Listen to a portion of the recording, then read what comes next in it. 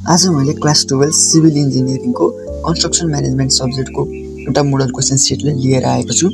तपाईं सबैजनाले मेरो च्यानललाई सब्स्क्राइब गरिदिनु होला। साथै यदि तपाईं यो भिडियोमा नयाँ हुनुहुन्छ अथवा यो च्यानलमा नयाँ हुनुहुन्छ भने तपाईलाई पुरानो एक्जामको क्वेसन पेपर साथै मोडल क्वेसन सेट चाहिन सक्छ। त्यसको लागि तल यहाँ स्क्रिनमा देखाएको नम्बरमा तपाईले मलाई WhatsApp मा मेसेज गर्न सक्नुहुनेछ। हाम्रो कन्स्ट्रक्सन म्यानेजमेन्ट फुल मार्क्स 50 को हुन्छ।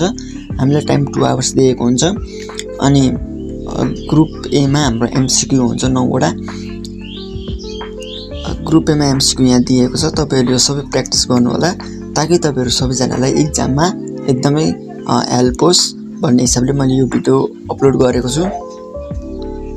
अनि ग्रुप बी मा सर्ट आन्सर क्वेशन 5 वटा दिएको छ। 5 मार्क्सले 25 मार्क्स क्यारी गर्छ। What factors do you consider during the construction site planning explain in brief. अनि 11 नम्बरमा calculate EST, EFT, LST, LFT total float and so critical path from the following data.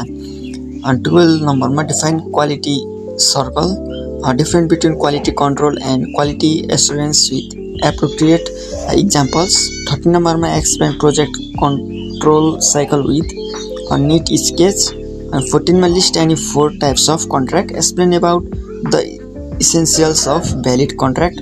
Group C मा long answer question दिएको छ 2 वटा 8 मार्क्सले 16 marks carry गर्छ।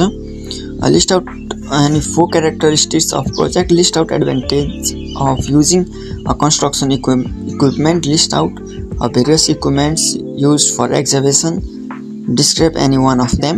16 ma how experience can be minimized at the workplace, explain the difference between a warning sign and a prohibition sign on a construction sites with example।